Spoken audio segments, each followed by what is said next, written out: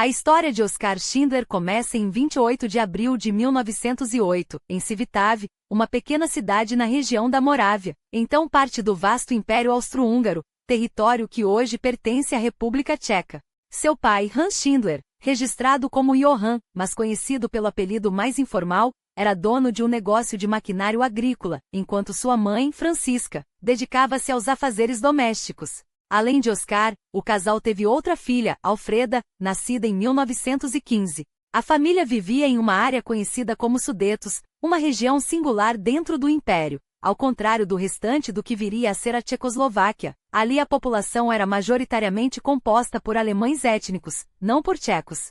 Essa identidade cultural germânica marcava profundamente o cotidiano, o idioma falado em casa, nas ruas e nas escolas era o alemão, e a influência de cidades como Praga, embora geograficamente próximas, parecia distante em termos de costumes e tradições. A infância de Oskar, no entanto, não foi marcada apenas por essa herança cultural complexa, mas também por um ambiente familiar conturbado.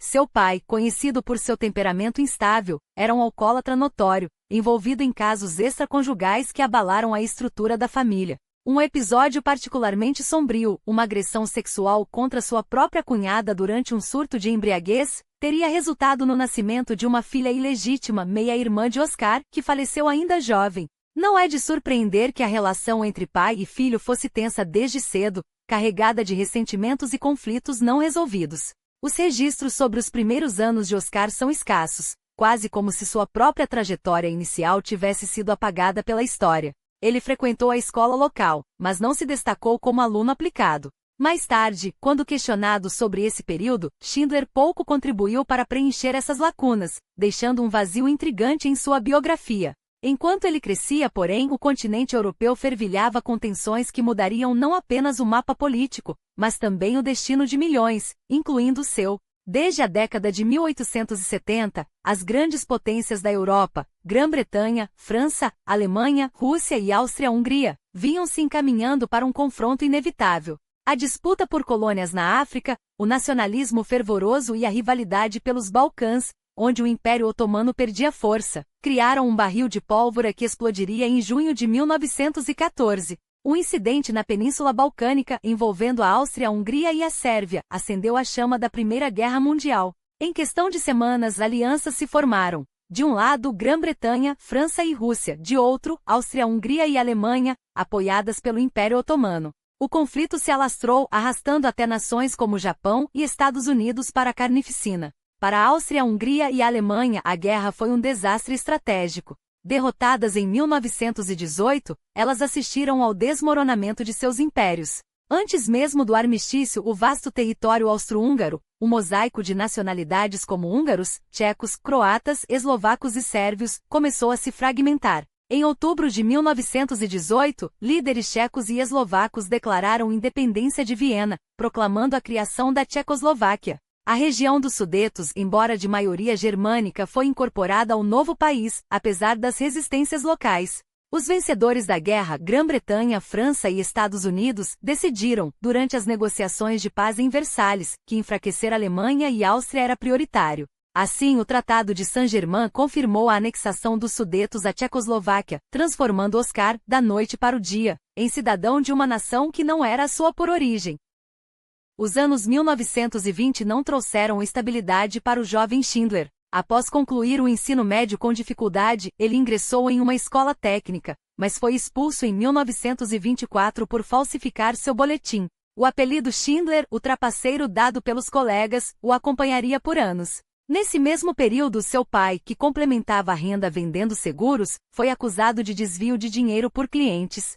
Hans culpou o filho pelo escândalo, embora a esposa de Oskar, décadas depois, afirmasse que o verdadeiro responsável era o próprio Hans. Independentemente da verdade, o episódio manchou ainda mais a reputação de Oskar, então com menos de 18 anos. Mesmo com esses percalços, ele conseguiu retornar à escola técnica e se formar. Em seguida, mudou-se para Brno, uma cidade tcheca de porte, onde se especializou em mecânica, direção de veículos e manutenção de sistemas de aquecimento. Esses cursos abriram caminho para que ele trabalhasse no negócio da família. Foi nesse contexto, no outono de 1927, que conheceu Emily Pelzo, ou Millie como era chamada.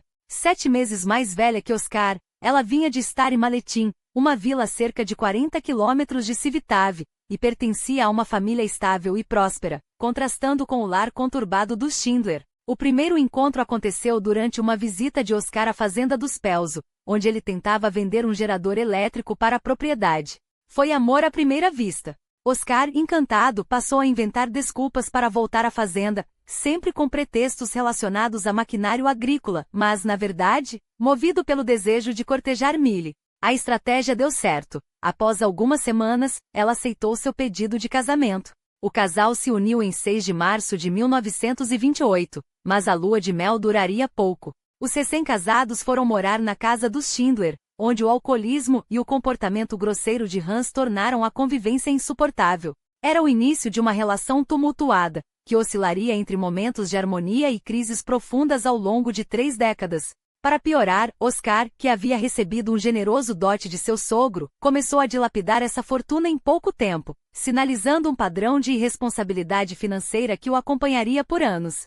O ano de 1928 marcou o início de uma espiral de decisões impulsivas que revelariam o verdadeiro caráter de Oscar Schindler. Movido por um desejo quase infantil de aventura, ele investiu o que restava do dote de Emily em uma carreira improvável como piloto de corridas. O empreendimento, no entanto, durou apenas alguns meses, tempo suficiente para consumir grande parte das economias do casal antes de desmoronar em fracasso. Sem perspectivas no esporte motorizado, Schindler abandonou o negócio da família e arrumou um emprego na Moravian Electric Company, em Brum. Mas a estabilidade, mais uma vez, não era seu forte. Logo foi demitido, e sua resposta foi reabrir outra equipe de corridas, como se o destino não lhe tivesse dado lições suficientes. O destino, porém, tinha outros planos. Em 1929, o serviço militar obrigatório o arrancou da vida civil. Durante 18 meses no 10º Regimento de Infantaria do Exército Tchecoslovaco, Schindler subiu ao posto de cabo, uma promoção que, em suas próprias palavras, deveu-se mais à sorte do que ao mérito.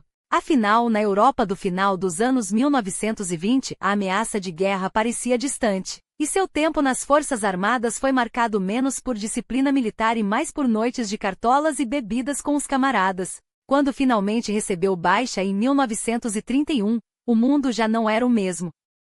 A Grande Depressão varria o continente e a Moravian Electric, sua última âncora de emprego, fechou as portas. Foi nesse contexto de desespero econômico que Emily, até então paciente, começou a questionar abertamente as escolhas do marido. O dinheiro do dote, que deveria garantir um futuro estável, havia se esvaído em caprichos e fracassos. Mas o problema não era apenas financeiro. O alcoolismo de Schindler, antes um vício controlável, transformou-se em uma espiral autodestrutiva. Sem trabalho e sem propósito, ele afundou na bebida, e as consequências não demoraram. Em 1931 e 1932, foi preso 2 vezes por embriaguez pública. A primeira detenção rendeu-lhe 24 horas numa cela e uma multa irrisória. A segunda, no ano seguinte, já foi mais severa. 4 dias atrás das grades e uma penalidade de 200 coroas, uma fortuna para um homem desempregado e um casal à beira da ruína. Mesmo assim, as advertências não surtiam efeito. Até o final de 1932, Schindler acumularia mais 2 prisões, como se desafiasse a justiça a detê-lo de vez. Só não o fez porque, ironicamente, a sorte lhe sorriu mais uma vez. Conseguiu um emprego no Banco Kmek, em Praga, onde permaneceria pelos 6 anos seguintes. Com o salário estável, o casal finalmente pôde respirar. Mudarão-se para uma casa que Emily, com um misto de alívio e sarcasmo, descreveria como um palácio em comparação com a modesta residência dos Schindler. Mas a tranquilidade era ilusória. Nos bastidores, Oscar repetia os erros do pai, não apenas no alcoolismo, mas também na infidelidade.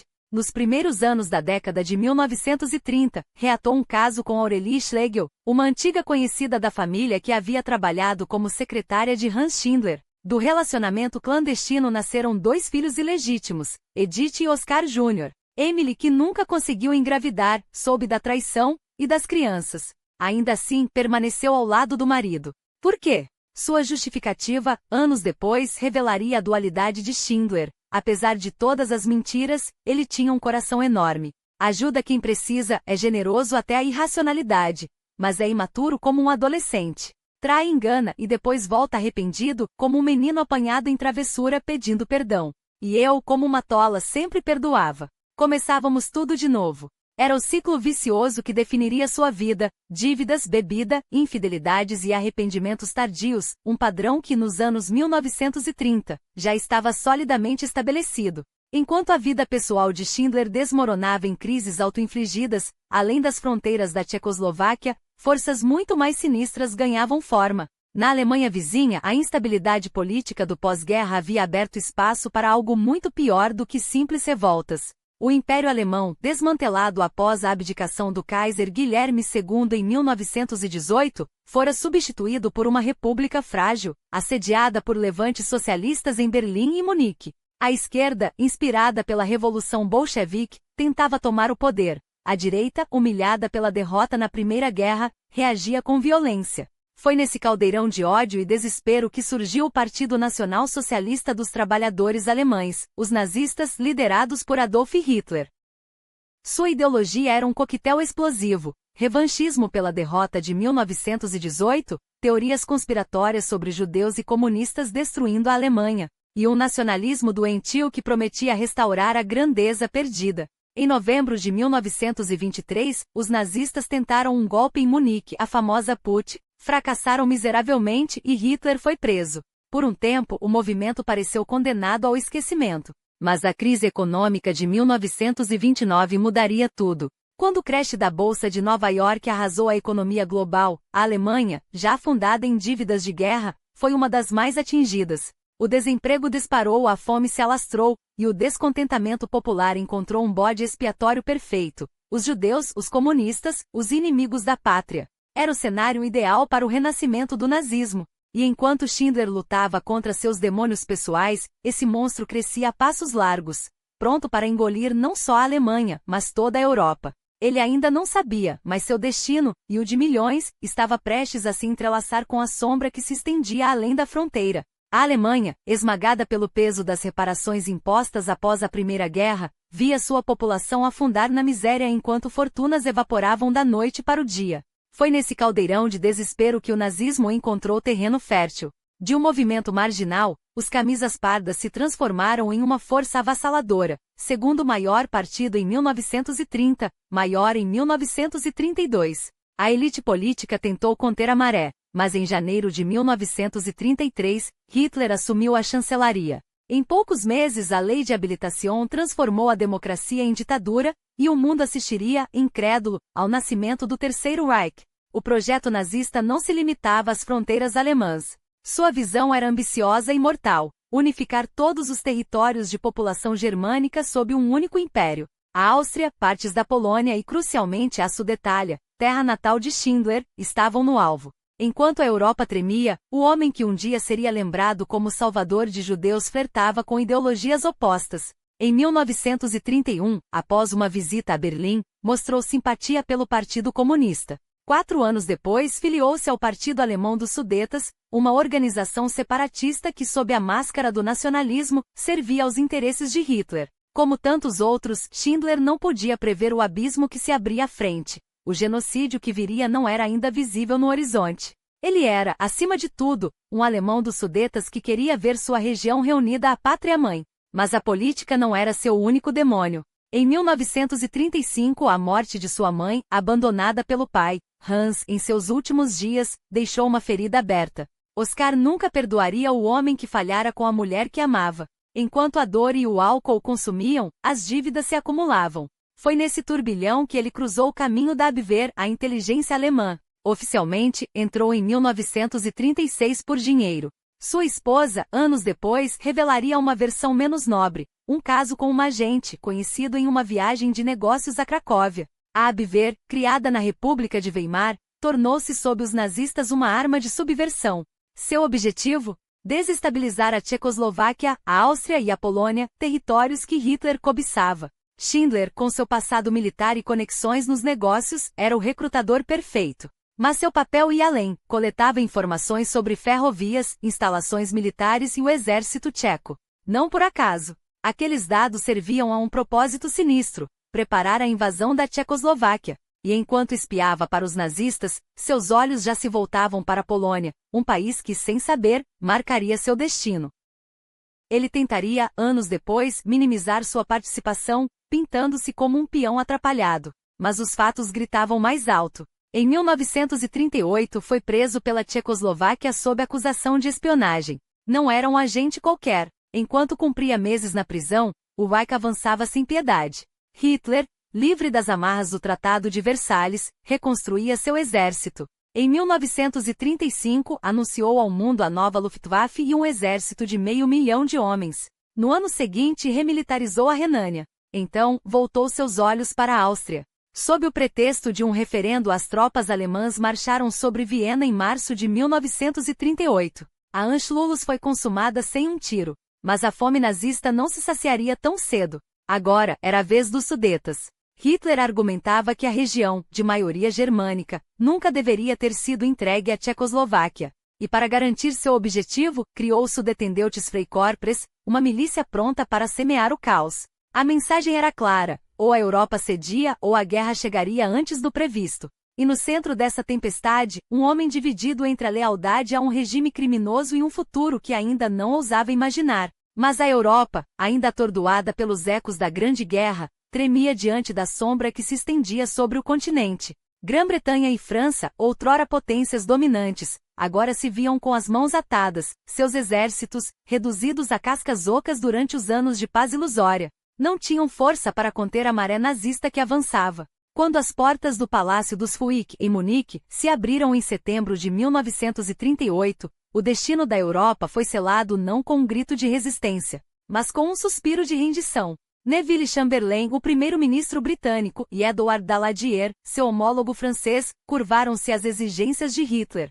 entregando os Sudetas em troca de uma promessa frágil como vidro, a de que o apetite territorial do Führer estaria, enfim, saciado. A história provaria que essa promessa era tão vazia quanto as palavras que a selaram. Para Oskar Schindler, porém, a anexação dos Sudetas não foi apenas mais um capítulo na expansão nazista, foi um bilhete de liberdade. Preso por suas atividades de espionagem, ele viu as grades de sua cela se abrirem dias após o Acordo de Munique, como se o próprio regime o recompensasse por serviços prestados. E havia muito mais por trás daqueles anos de sombra do que ele algum dia admitiria. A anexação não apenas o libertou, encheu seus bolsos de maneira suspeitamente rápida. Em questão de semanas, o homem que outrora flertava com a falência agora tinha recursos para bancar um futuro no partido nazista, embora, ironicamente, sua ficha criminal, recheada de prisões por embriaguez e conduta duvidosa, quase o impedisse de ingressar nas fileiras do regime que tanto servirá. Só na primavera de 1939, após meses de burocracia e desconfiança, seu pedido foi finalmente aprovado.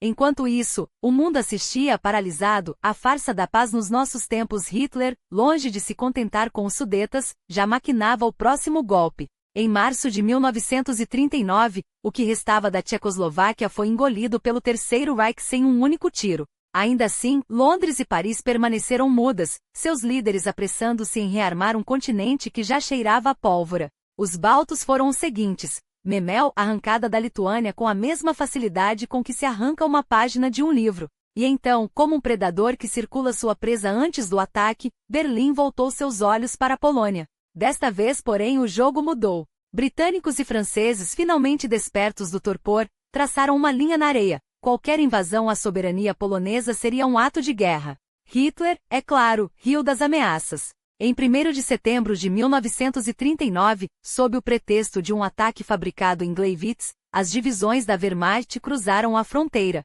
2 dias depois, o mundo mergulhou no abismo. E foi nesse caos que um homem de passado obscuro, um espião de segunda categoria com um talento inegável para a sobrevivência, encontraria seu destino. Os registros de 1939 são nebulosos, como não seriam para alguém que passará anos tecendo redes de informação nas sombras. Mas uma coisa é certa, Schindler esteve no coração da tempestade que se abateu sobre a Polônia.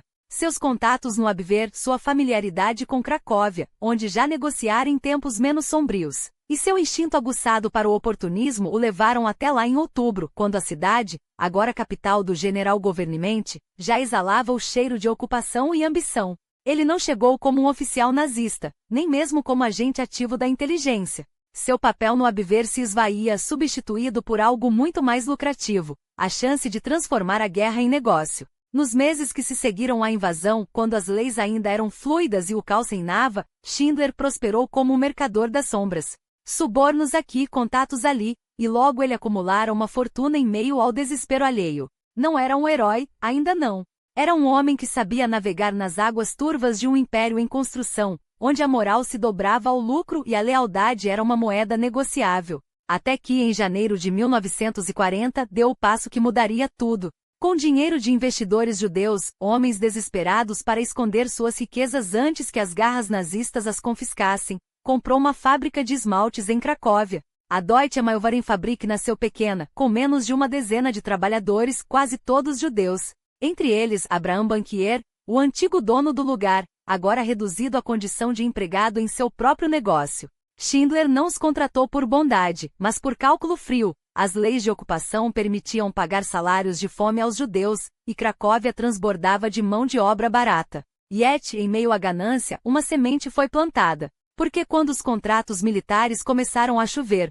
quando a Wehrmacht encheu seus armazéns com panelas e pratos de esmalte carimbados com a águia nazista, Schindler descobriu algo que nunca experimentara: o gosto do sucesso sem dívidas, sem perseguições, sem a sombra da falência. Pela primeira vez na vida, ele era rico. E o poder, como ele logo aprenderia, pode ser uma droga mais viciante que o álcool. Mas a fábrica em Cracóvia não era apenas um negócio. Era um palco. E o homem que ali comandava, sem saber, já ensaiava os primeiros atos de uma peça que o mundo nunca esqueceria. O outono de 1939 trouxe Schindler a um território onde a história se preparava para escrever suas páginas mais sombrias: a Polônia ocupada, lar da maior concentração de judeus na Europa, cerca de 3,5 milhões de almas, um número que os nazistas não viam como população, mas como um problema a ser resolvido. Para Hitler e sua casta de fanáticos, a existência judaica não era uma questão de fé ou cultura, mas uma conspiração monólita, um vírus corrosivo que ameaçava a pureza da raça ariana.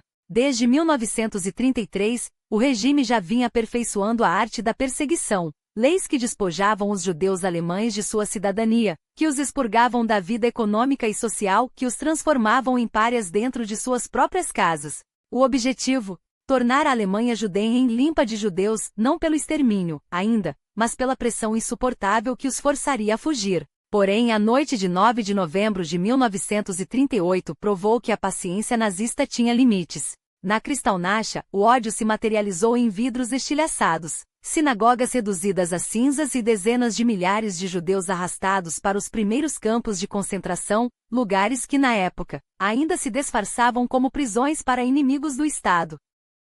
Mas a Polônia era diferente. Ali, os números não permitiam meias medidas. Não bastava pressionar.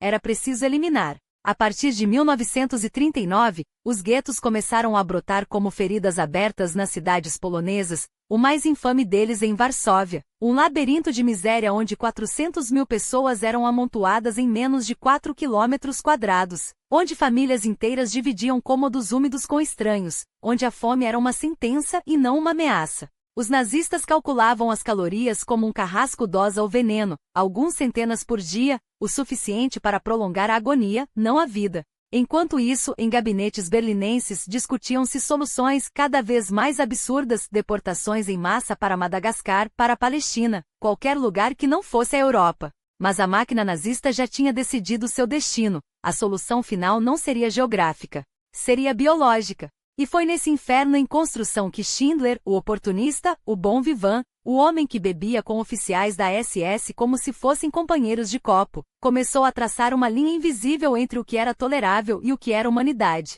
Enquanto outras fábricas tratavam seus trabalhadores judeus como gado descartável, ele instalava cozinhas, contratava médicos, garantia que suas mãos, as mesmas que produziam panelas para a Wehrmacht, não tremessem de fome. Não por altruísmo, ao menos não no início. Talvez por pragmatismo, um operário morto não rende lucro. Talvez por um instinto que ele próprio não compreendia ainda. Os nazistas de Cracóvia, embriagados por seu próprio poder e pelo uísque que Schindler generosamente oferecia, fechavam os olhos. Afinal, quem questionaria um homem que financiou festas para a SS, que seduziu esposas de oficiais, que transformava reuniões burocráticas em orgias de álcool e risadas? Até a Gestapo, quando bateu à sua porta para investigar irregularidades com seus trabalhadores, saiu cambaleando horas depois, mais interessada em vomitar do que empreender. Mas 1942 traria uma virada. O mundo já não era o mesmo desde que as divisões Panzer romperam a fronteira soviética em junho de 1941. Com a URSS de joelhos e a América ainda hesitante, Hitler e seus paladinos entenderam que podiam agir sem testemunhas. Os Einsatzgruppen, esquadrões da morte que seguiam o exército pelo leste, já tinham fuzilado centenas de milhares de judeus em valas comuns na Ucrânia. Agora, era hora de industrializar a carnificina. Auschwitz, Treblinka, Sobibor, nomes que logo se tornariam sinônimos de fábrica da morte, começaram a operar em ritmo acelerado. A solução final não era mais um plano. Era uma ordem. Schindler não viu os campos de extermínio de perto. Seu pesadelo tinha outro endereço, Plazol, um campo de concentração às portas de Cracóvia. Inicialmente um depósito de almas onde judeus eram amontoados antes de serem enviados para as câmaras de gás. Sob o comando de Amon Gothr, um austríaco que misturava sadismo com uma precisão burocrática assustadora, Plazol se tornou um antro onde a morte era tanto um castigo quanto um passatempo. Gothr atirava em prisioneiros da varanda de sua vila, como quem abate moscas. E era desse homem, desse monstro com distintivo, que Schindler dependeria nos anos seguintes. Quando os trabalhadores de sua fábrica começaram a ser substituídos por prisioneiros de Plazol, algo em Schindler se quebrou. Ou talvez tenha despertado. Não foi de uma vez. Foi na acumulação de pequenos atos, um suborno aqui, um documento falsificado ali, uma lista de nomes que misteriosamente nunca chegava às mãos de Gothr. Ele ainda bebia com os nazistas. Ainda ria de suas piadas. Mas agora, quando olhava para os olhos esbugalhados de um operário que sabia estar condenado, Schindler via algo que o regime havia apagado dele mesmo, uma escolha. E foi entre o verão e o inverno de 1942 que essa escolha se tornou uma missão. Na primavera de 1943, enquanto o gueto de Cracóvia era liquidado, Schindler viu com seus próprios olhos o que acontecia quando a máquina nazista decidia apagar uma vida. Não era um massacre instantâneo, como um tiro na nuca ou uma bomba jogada do céu. Era algo pior. Uma operação meticulosa, calculada, onde cada passo era dado com a precisão de um relógio suíço. O gueto de Cracóvia, embora menor que o de Varsóvia, já abrigara mais de 15.000 almas em 1941. Agora sob o comando do SS Oberfier Julian Scherner e depois do próprio Amon Gothr, ele era esvaziado como se fosse um depósito de mercadorias indesejadas. Milhares foram arrastados para os trens. Outros milhares, considerados inúteis para o trabalho, foram executados nas ruas, seus corpos empilhados como lenha. E Schindler assistiu a tudo. Algo dentro dele se rompeu de vez. A partir daquele momento, sua vida em Cracóvia teve um único propósito: salvar o maior número possível de judeus das garras do Holocausto. E ele faria isso usando as mesmas armas que o regime lhe dera: influência, dinheiro e, acima de tudo, a hipocrisia de um sistema que se alimentava de papéis, carimbos e assinaturas falsas. Suas fábricas, declaradas essenciais para o esforço de guerra, tornaram-se refúgios disfarçados. Enquanto Gothr passeava bêbado por Plazol, atirando em detentos por diversão, Schindler retirava trabalhadores das listas de deportação, forjando documentos que transformavam donas de casa em operárias especializadas e advogados em mecânicos indispensáveis. Quando um judeu adoecia e a doença, na Polônia ocupada, era uma sentença de morte, ele escondia o fato, subornava médicos, inventava desculpas. Cada vida salva era um dedo erguido contra a máquina de extermínio. Mas cada ato de resistência tinha um preço. Entre 1942 e 1944, Schindler foi preso pela Gestapo não uma, mas várias vezes. As acusações eram sempre as mesmas: irregularidades nos papéis, favorecimento excessivo aos judeus. Ainda assim, ele não recuou. Em 1943, arriscou-se a viajar até Budapeste, onde encontrou líderes da comunidade judia húngara, 750.000 almas à beira do abismo, e lhes contou, em detalhes brutais, o que estava acontecendo na Polônia. Quando os nazistas finalmente invadiram a Hungria no ano seguinte, aquelas informações salvaram incontáveis vidas. Schindler voltou a Budapeste mais de uma vez, desta vez com dinheiro para financiar a resistência judia dentro da Polônia. Era irônico. O mesmo homem que anos antes flertara com o nazismo por oportunismo agora usava seus antigos contatos na inteligência alemã para sabotar o regime de dentro.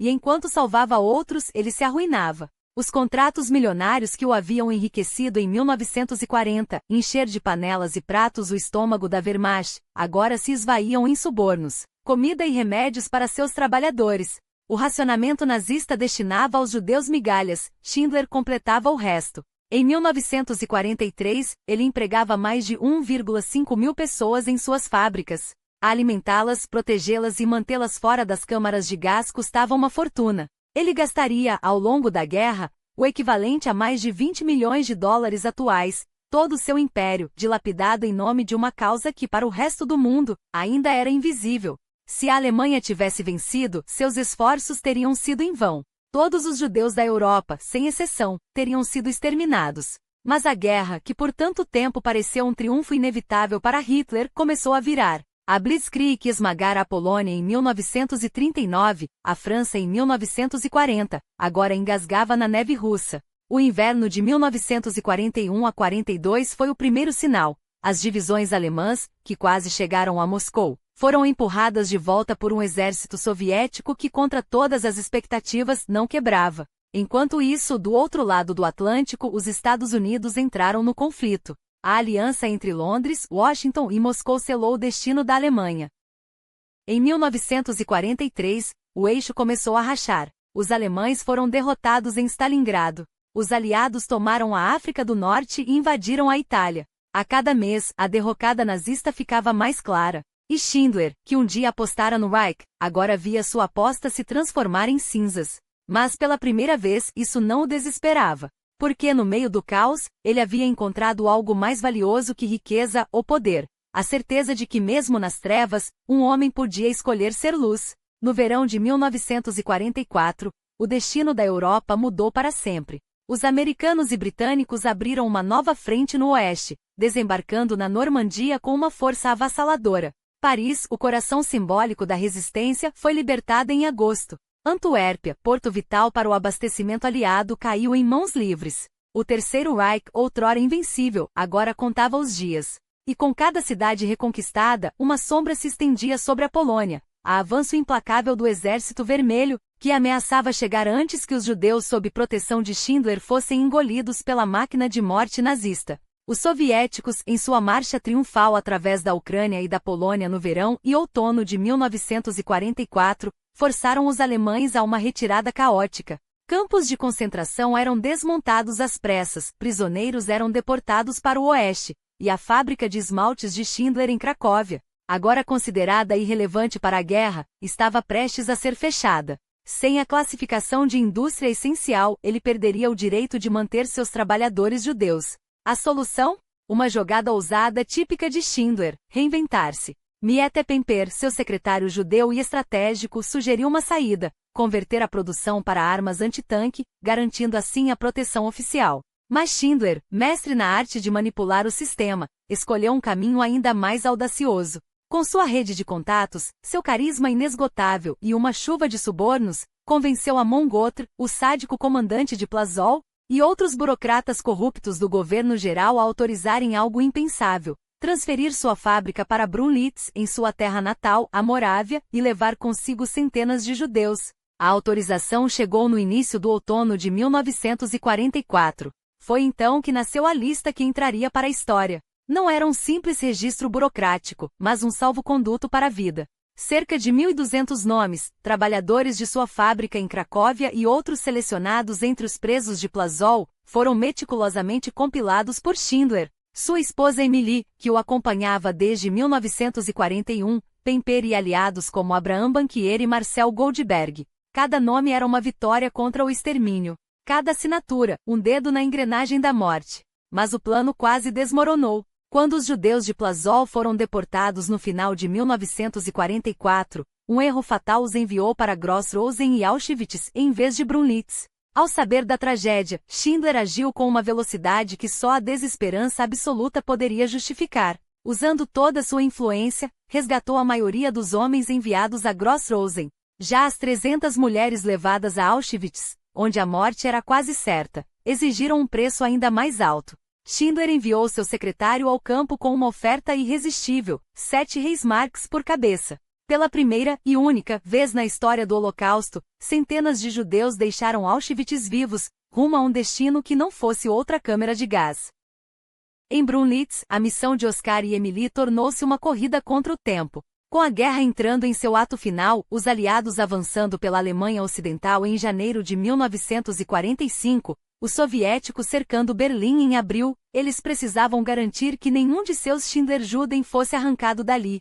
Até que em janeiro de 1945, um novo horror chegou. 120 judeus, esqueléticos e congelados, foram enviados de Golejó, um subcampo de Auschwitz, em vagões de gado sem comida ou aquecimento. Quando chegaram, 13 estavam mortos. Os demais, à beira da inanição, com membros gangrenados pelo frio. Schindler recusou-se a permitir que os corpos fossem queimados como lixo. Ordenou que fossem enterrados com dignidade, segundo os rituais judeus, perto de um cemitério católico. Os 107 sobreviventes foram acolhidos, alimentados e curados em Brunitz. Enquanto o mundo desabava ao redor, naquela fábrica improvável, a humanidade ainda respirava. A guerra terminou no verão de 1945. Hitler se suicidou em seu bunker em 30 de abril. Goebbels seguiu no dia seguinte. Berlim, reduzida a escombros, rendia-se aos soviéticos. Para Schindler, um homem que havia sido agente da Abwehr, que lucrou com a ocupação da Polônia e que em outro tempo poderia ter sido julgado como cúmplice do regime, o destino parecia selado. Mas ele tinha algo que nenhum documento nazista poderia apagar: provas de redenção. Cartas assinadas por judeus que juravam ter suas vidas salvas por ele. Um anel de ouro forjado com o metal de um dente de um de seus protegidos, Simon Geré, com a inscrição em hebraico: quem salva uma vida salva o mundo inteiro. Com esses tesouros e a proteção de seus antigos trabalhadores, Schindler e Emily fugiram para o oeste, escapando das garras soviéticas. Até o outono de 1945, estavam instalados na zona americana de ocupação, na Baviera. As autoridades ouviram os depoimentos. Os processos que poderiam tê-lo destruído foram arquivados. A guerra o deixará como o encontrara, quebrado. O homem que nos anos 40, acumulara fortuna com negócios duvidosos em Cracóvia, gastara tudo, cada marco, cada joia, cada favor, para manter vivos aqueles que o sistema queria mortos. Na Alemanha do pós-guerra, tentou recomeçar, mas o caos econômico e seus velhos demônios, especialmente o álcool, que agora corroía sua saúde, sabotaram cada empreendimento. Se não fosse pela lealdade daqueles que salvara, muitos dos quais, já em Israel ou espalhados pela Europa, enviavam-lhe ajuda financeira, teria afundado completamente. Foi essa mesma lealdade que no final dos anos 40, os levou a uma última aposta: a Argentina. Um país de imigrantes alemães, com uma das maiores diásporas judias do mundo, onde talvez, pudessem começar de novo. Lá, Schindler descobriria que mesmo em terras distantes, alguns talentos não se aprendem. E que para um homem acostumado a comandar impérios, a terra era uma mestre implacável. Na Argentina, Schindler tentou a sorte primeiro com a criação de galinhas, depois se aventurou na produção de peles de lontra, convencido de que a indústria de peles estava em plena ascensão. Com a confiança de sempre, garantiu a Emily que em pouco tempo seriam milionários. Mas o destino, mais uma vez, tinha outros planos. O problema surgiu quando Schindler descobriu que as lontras que criava não passavam de nutrias roedores sul-americanos de aparência semelhante, mas de valor comercial irrisório. Os prejuízos se acumularam, e até meados dos anos 50, suas dívidas haviam se tornado insustentáveis. Se não fosse pela generosidade incansável daqueles que ele salvara durante a guerra, e de seus familiares, os Schindler teriam sido engolidos pela miséria.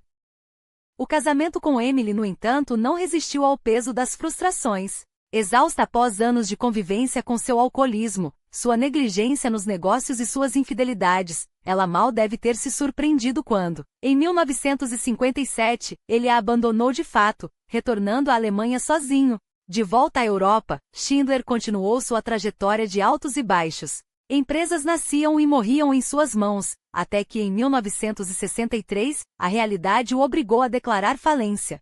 Até mesmo um projeto cinematográfico sobre sua vida, que seria dirigido pelo aclamado Fritz Lang, desmoronou. Fiel ao seu estilo, ele gastou antecipadamente o dinheiro recebido pelos direitos de sua história, como se o passado não lhe tivesse ensinado nada. Em 1964, um ataque cardíaco marcou o início de um declínio físico que o acompanharia até o fim. Quando morreu, em 1974, aos 66 anos, foi a falência do fígado, um epílogo cruel para um homem que viveu entre excessos e redenções, que selou seu destino. E, no entanto, a memória de Oskar Schindler jamais se apagaria. Muito antes de sua morte, os Schindler-Juden, aqueles que sobreviveram ao Holocausto graças a ele, já o haviam transformado em lenda. Em 1962, uma árvore de alfarroba foi plantada em sua homenagem no Yad Vashem, o memorial do Holocausto em Jerusalém, no Jardim dos Justos entre as Nações. 4 anos depois, o governo da Alemanha Ocidental lhe concedeu a Ordem do Mérito, reconhecendo seu heroísmo. Sua história, que quase virou filme ainda em vida, só ganharia o mundo em 1993, com A Lista de Schindler, de Steven Spielberg, obra que conquistou o Oscar de melhor filme e imortalizou seu nome. Ele e Emily foram oficialmente declarados justos entre as nações, título reservado aos não-judeus que arriscaram tudo para salvar vidas durante a Segunda Guerra. Um paradoxo, um ex-membro do Partido Nazista, honrado por aqueles que o regime ao qual pertenceu buscou exterminar. Oskar Schindler foi, acima de tudo, um enigma. Se analisarmos sua vida até o início dos anos 40, o retrato não é lisonjeiro. Um jovem com problemas de álcool preso por desordem pública, casado em um relacionamento tumultuado e envolvido em uma série de casos extraconjugais, um dos quais resultou em 2 filhos que ele jamais assumiu de verdade. Quando os nazistas subiram ao poder, não hesitou em servir como espião em seu país natal, a Tchecoslováquia, minando sua própria pátria para facilitar a invasão da Polônia. Usou depois sua influência no regime para se apropriar de propriedades polonesas ocupadas, construindo seu império sobre os escombros de uma nação que ajudara a trair. Mas foi justamente nesse contexto, quando confrontado com a brutalidade do Holocausto, que algo nele se quebrou ou talvez se revelou. A partir de então, o mesmo homem que enriquecera com a guerra passou a gastar cada centavo para salvar vidas. Nos anos finais do conflito, enquanto milhões eram enviados para Auschwitz, Treblinka ou Sobibor, Schindler insistia que seus trabalhadores judeus eram essenciais para sua fábrica em Brunlitz. Uma mentira que se tornou verdade, sem ela centenas teriam morrido. Ele esvaziou sua fortuna, subornou oficiais, jogou com as regras do sistema que um dia o beneficiara. Tudo para manter seus operários vivos. Sua vida pós-guerra, tão caótica quanto a de antes, parece quase uma metáfora. Um homem dividido entre suas sombras e sua luz, cuja grandeza só se revelou quando o mundo mais precisou dela. Afinal, o que pesa mais em sua memória? Os anos em que serviu ao mal ou os momentos em que o desafiou? Talvez a resposta esteja no fato de que hoje, seu nome não evoca um espião, um oportunista ou um falido, mas um salvador. E isso no fim é o que importa.